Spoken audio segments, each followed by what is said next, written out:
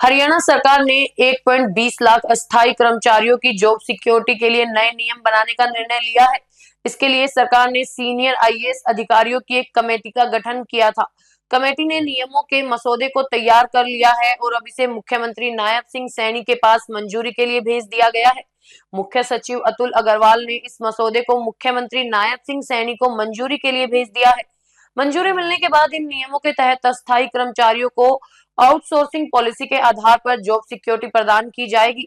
हालांकि ऐसा भी कहा जा रहा है कि सरकार ने जो एक्ट नोटिफाई किया है उसमें आउटसोर्सिंग पॉलिसी पार्ट 1 का ही कहीं भी जिक्र नहीं किया गया है। इसलिए कई विभागों के अधिकारियों ने आउटसोर्सिंग पॉलिसी पार्ट 1 के तहत काम कर रहे कर्मचारियों को जॉब सिक्योरिटी नहीं दी है।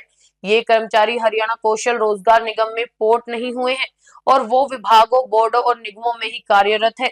नए नियमों के मसौदे से ये स्पष्ट हुआ है कि अस्थायी कर्मचारी वही होते हैं जो आउटसोर्सिंग पॉलिसी पार्ट 1 के तहत काम कर रहे हैं। इसके अलावा एक्ट के तहत ये भी कहा गया है कि यदि किसी अस्थायी कर्मचारी को 15 अगस्त 2024 तक 5 साल हो गए हैं और उसका वेतन 50,000 रुपए से कम है तो उसे जॉब सिक्योरिटी दी जाएगी। नए नियमों में कॉन्ट्रेक्चुअल इनफाइंड से तात्पर्य उन कर्मचारियों से है जो पूर्णकालिक आधार पर एग्रीमेंट पर काम कर रहे हैं या जो आउटसोर्सिंग पॉलिसी पार्ट 1 या पार्ट 2 के तहत या हरियाणा कौशल रोजगार निगम के माध्यम से संबंधित विभाग में तैनात हैं।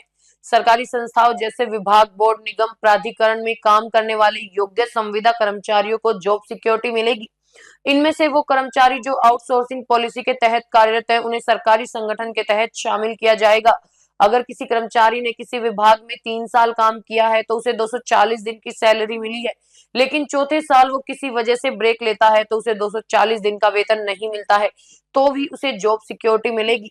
यदि वो 5वें और छठे साल में 240 दिन का वेतन हासिल करता है। इसी तरह अगर किसी कर्मचारी ने किसी विभाग में चपरासी के तौर पर 3 साल काम किया है और 240 दिन का वेतन प्राप्त किया है, लेकिन बाद में वो हट गया और फिर छठे और 7वें साल में उसने 240 दिन का वेतन प्राप्त किया, तो भी उसे जॉब सिक्योरिटी मिलेगी। मुख्यमंत्री नायब सिंह सैनी ने पहले भी कई बार कहा है कि आउटसोर्सिंग पॉलिसी पार्ट 1 और 2 के तहत कार्यरत कर्मचारियों को हर संभव सहायता दी जाएगी। उनके अनुसार हरियाणा कौशल रोजगार निगम में लगे कर्मचारियों को भी जॉब सिक्योरिटी मिलेगी, बशर्ते वो नियमों के तहत आते हों।